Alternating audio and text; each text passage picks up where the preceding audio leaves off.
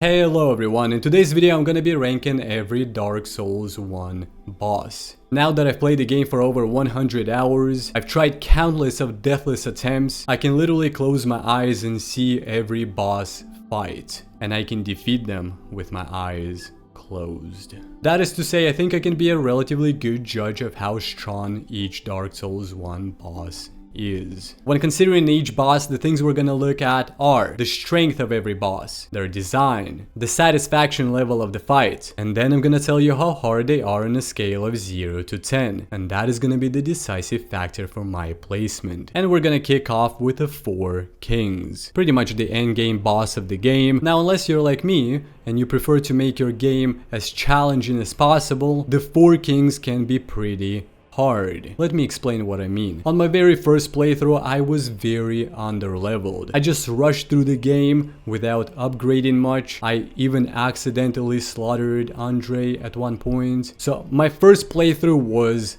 a mess. And when I got to the 4 Kings, I had skipped quite a few bosses, but I decided to carry on the fight. And let me tell you, my stubborn ass fought them for hours on end, until I finally decided to go and upgrade. So yeah, unless you're like me and you go into the fight underleveled, underprepared, you're gonna suffer. But if you play it smartly, they're actually not that hard. On my second playthrough, they were the last but one boss. I was level 90 something, and I literally cut through them like a knife through butter. They were nothing. When you're prepared for them, when you play the game smartly, they're actually very easy. The boss run to them is quite easy. The area itself is pretty dark and there's nothing really to see, and to be honest, their design is pretty mediocre. How hard are the 4 Kings? If you're prepared, you can literally slash through them before the next one spawns. And in a Souls-like game where upgrading your character and weapon is of paramount importance, taking the preparations done into consideration, I would rate them a 5 out of 10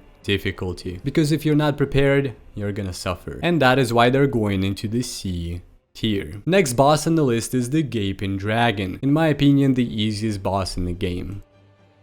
The design is pretty cool though. And it's probably the only boss that can slay Solaire effortlessly. But against the player it's very easy, unless you don't know how to keep distance. On a difficulty scale of 0 to 10, it's 1. Next boss is the Great Grey Wolf, Seath. Now, as far as the design, it's amazing, and if you're into the lore of Dark Souls, you're definitely gonna enjoy this boss, especially after beating the DLC. But the fight itself is unfortunately very easy. On a difficulty scale of 0 to 10, I would give it a 1.5. But the design, the lore, the cutscenes are amazing. But today we're ranking the bosses based on their strength, so it's a D. The next boss on this list is the final boss of the game, Gwyn, Lord of Cinder. Now, it's a little bit hard to rate him because, once again, if you don't know what you're doing, it's gonna be pretty challenging and you're probably gonna suffer. But if you upgrade your character, your weapons, or you simply learn how to parry, he's gonna be a pushover. Simple as that. But on my first playthrough, he was quite challenging because I was not prepared for him. The level this boss is at, the design of this boss, the music are amazing. Literally, Gwyn's boss music just started playing in my head. That piano is just so beautiful. Now, as far as the design, Gwyn is 10 out of 10, but as far as the strength and difficulty go, it's very hard to rate him. But on a difficulty scale of 0 to 10, I would give him a solid 6. And that is why he finds himself in the B tier. The next boss is Iron Golem. Now, since Fortress is one of my favorite places to do a deathless run on, it's one of the most intense areas, it's just super well designed in my opinion. A reminiscence of Indiana Jones or Tomb Raider of sorts. It's just super cool and I enjoy going through there. But as far as the boss fight, I find it quite mediocre. Now, the strength of Iron Golem is not to be underestimated though. I would definitely say he's one of the hardest early bosses because he deals quite a lot of damage, and if you're not careful, you will become a pancake. The design is pretty good, and defeating him serves as a transition to the half point of the game, so he's a very important fight. On a difficulty scale of 0 to 10, I would give him a solid 6. And we're gonna put him in the B tier, next to Gwyn. The next boss on the list is the Moonlight Butterfly, the design and music of which are amazing. Every time after fighting it, the tune just gets stuck in my head, and I can't help humming it. It's so beautiful and tranquil and peaceful. It's amazing. The design is awesome, but unfortunately the fight itself is quite dull. All you have to do is just dodge its projectiles and wait for the right moment to strike. And if you summon the witch Beatrice to help you, the fight is literally nothing. On a difficulty scale of 0 to 10, it's a 2. If you're not careful enough with your rolls, it's actually quite easy to perish there. So we're gonna put the butterfly in a C tier. The next boss on the list is Nito, but the fight itself is not neat though, and I don't need to tell you why. He's got skeletons to help him, which you cannot get rid of, and his fart is really powerful. If you're not careful enough, you might just perish from his flammable gases. They're very pungent. As far as the design, he's pretty neat, but the boss run to him is pretty dark. The Tomb of the Giants is probably the most challenging area in the whole game. But today we're ranking the bosses, so on a difficulty scale of 0 to 10, I would give him a solid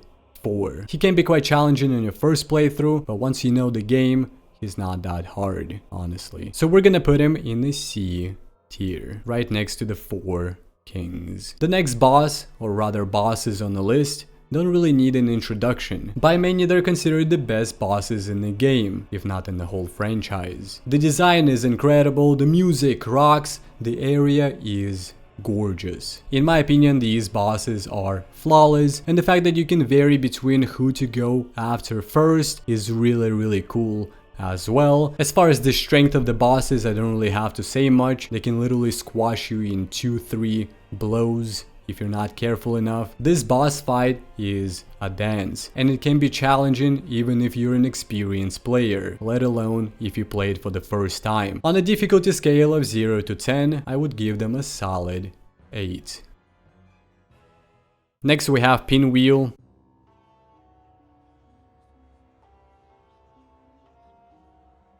Okay, next we have Seath the Scaleless. The design is pretty cool. The area is beautiful. Now, if we consider the first encounter only, we will need to create a new tier and name it Impossible. But yes, the second fight is actually relatively easy, although the design of this boss is really cool. Now, the only trouble I can think of when fighting Seath is if you go for the tail. That's the only trouble. If you're prepared for the fight, if you know what's going on, if you know the patterns, it's not really hard. On your first playthrough, it might be difficult because you don't know what to do, but then again, it applies to every single boss on this list. But from the perspective of an experienced player, I don't think this fight is that hard. Honestly, I would give it a solid 5. And let's put this boss in the B tier. Next up is the Asylum Demon, the hardest boss in the game.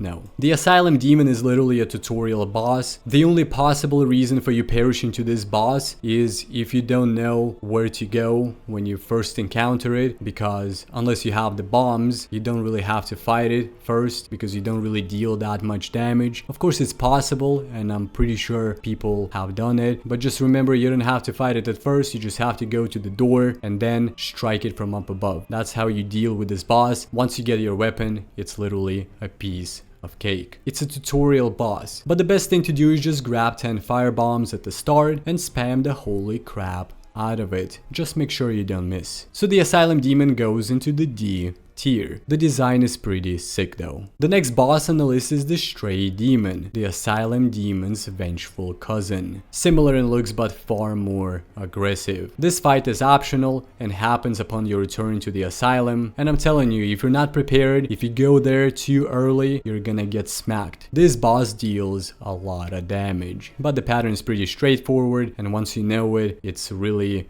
easy to fight it. But still, the strength of this boss is not to be underestimated. It can smack you out of existence. As far as the design, it definitely looks cooler than its cousin. It's just superior in every way. Even though optional, the Stray Demon can pose quite a challenge. And because of that, we're gonna put it in the C tier, right there. The next boss is pretty much another tutorial boss, the second boss in the game where you're still in the tutorial grounds. You can cheese it in more ways than there are holes in Swiss cheese. You can drop down on it, you can make it fall from different angles, you can drop bombs on it. There are many ways to dispose of this boss. The fight itself is very easy, the design is pretty cool, but relatively speaking, there's nothing extraordinary about this fight. On a difficulty scale of 0 to 10, it's a solid 0.9. And that is why we're gonna put it in the D tier. The Bed of Chaos. Is it really a boss? I don't know. All I know is at one point I lost all of my humanity to it, and I wouldn't even wish it on my worst enemy. It's not that challenging, but if you perish to it, you'll be left wondering why. Because it's the only boss that raises that question. Okay, next we have Artorias The Abysswalker. Arguably the most beautifully designed boss in the game, possibly in the whole franchise. There's a lot of lore about him, especially his battles and tragic story. And once you understand his lore, you understand Dark Souls much better as well. As far as the fight though, it's really memorable and challenging. It's one of the best fights in the game, and I enjoyed every second of it. Even though on my first DLC playthrough, I didn't know that you could actually stop him from exploding. So if I had known that, the fight would have been much easier and it would not have taken much time, because I entered the DLC fully prepared. The only main game bosses that were left for me to deal with were the Four Kings, Gwyn, and Seath, because of the cutscene. So even though I was fully prepared and arguably overpowered, it was still a challenge, because the DLC bosses are a huge step up in difficulty from the main game. So just like with Ornstein and Smough, everything about Artorias is perfect. So we're gonna place him in the S tier. As far as the difficulty, it's a solid 8. But the boss fight is just incredible. The next boss is also from the DLC. Some would argue it's the hardest boss in the game, but I beg to disagree. I didn't actually find it that challenging, and the fight itself was not that memorable. On a difficulty scale of 0 to 10, it's a solid 6. Let's put it at the top of the B tier. The next boss is also from the DLC, Manus, Father of the Abyss. Now this boss, in my opinion, is the hardest boss in the game. The fight took me somewhere from 2 to 4 hours, and I was fully prepared for it. Some would say I was overpowered for it. So yeah, in my opinion, this fight is the most challenging one. Also, the boss run is somewhat Dark Souls 2-ish, you know, with that mage sniping you, and if you're not careful enough, you might fall into the abyss and perish. But yes, Manus is pretty tough as a nut. The area around is pretty dark, but the design of the boss is pretty cool. Now, on a difficulty scale of 0 to 10, in my opinion, it's the hardest boss in the game, and based on strength alone, we have to put it in the S tier. Next we have the Sanctuary Guardian. Once again, it's a DLC boss. Now when I first entered the DLC, even though I was fully prepared with my character, this boss still gave me trouble. I guess I just didn't expect DLC bosses to be that hard, especially after beating every boss leading to the DLC like it was a walk in the park. So yeah, I thought the first DLC boss would be very easy, but it proved to be quite challenging, and I actually perished quite a few times. While it's the easiest DLC boss, it's still quite challenging compared to the main game. On a difficulty scale of 0 to 10, I would probably give it a 6. Let's put it in a B tier. The next boss we have on the list is the Bell Gargoyles. So when you enter this fight, you are out of the tutorial area. This can be the third or the fourth boss in the sequence of bosses to go through. I usually do it as the third. And frankly speaking, they can be quite challenging, especially for new players. Definitely a step up from the Taurus Demon. On a difficulty scale of 0 to 5, I would probably give it a solid 4.5. Let's place it in the C tier. Also, I love their design, it's very mythological and cool. The next boss is the infamous Capra Demon. Now what makes this fight super hard is not even the Capra Demon, but rather its doggos. The moment you enter the arena, you're surrounded by two hounds biting your butt from both sides. And I gotta tell you, it's not a pleasant experience. And then you have this huge demon charging at you in this narrow space. If you know nothing about this fight, there ain't no way you're surviving the first encounter. It happens so fast that if you blink, the next thing you see is the bonfire you're resting at. The Capra Demon is not to be trifled with, and the boss run is actually really difficult, especially for beginners, and at times quite frustrating. I think without a question, it's the hardest early boss fight, but the feeling of victory is incredibly satisfying. On a difficulty scale of 0 to 10, I would give it a solid 7. To be honest, I love the design of this boss, I love the design of the area around it, I love the music, and I love the challenge. And that is why we're gonna put it in the A tier. Okay, the next boss remains a mystery to me, because the only way I know to fight it is to cheese it. That's the only way I ever fought it, so I can't really give it a proper rating. I don't really know which tier to put it in. Let me know in the comments. I'm just gonna put it here. Next is the Centipede Demon. Honestly, not that challenging. It wasn't challenging on my first playthrough either. Once I figured out how to fight it, you can just stay under it and hit it from behind to avoid its attacks. Honestly, not that challenging, but I know some people would disagree. But personally, I didn't find the fight that interesting or memorable. As far as the strength, I would give it a solid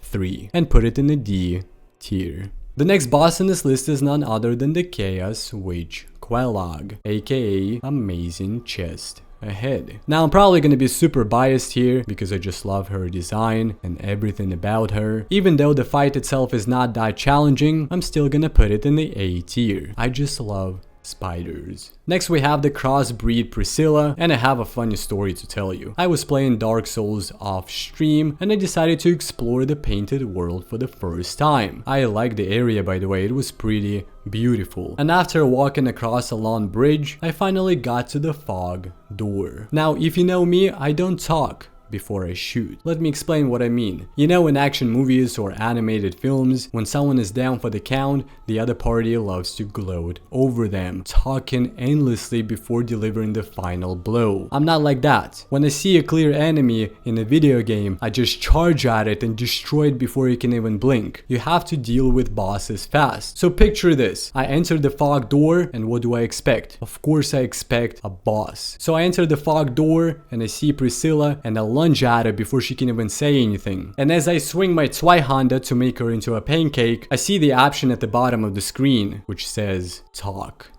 But it's too late. My sword is already deep inside her flesh and I'm trying to pull it out. So the fight initiates, it takes me like 2 or 3 blows and it's over. But I didn't know you could actually talk to her and probably deal with her harmlessly, in my defense. But yeah, the fight just didn't feel like a boss fight. Next we have the Dark Sun Gwyndolin, another secret boss. I guess the fight can be quite challenging, but relatively speaking, all you have to do is just zigzag and dodge the darts. So I don't know guys, C or D. Like relatively speaking, probably C. And the last boss in this list is the Demon Firesage, pretty much the stray demon, but with the ability to spit fire. So let's put it right beside its big cousin.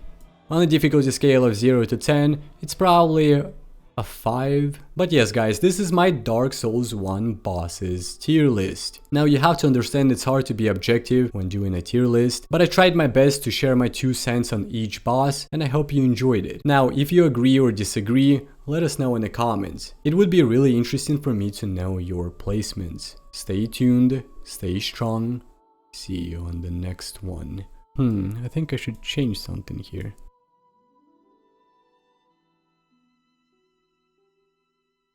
Maybe this is much better and unbiased.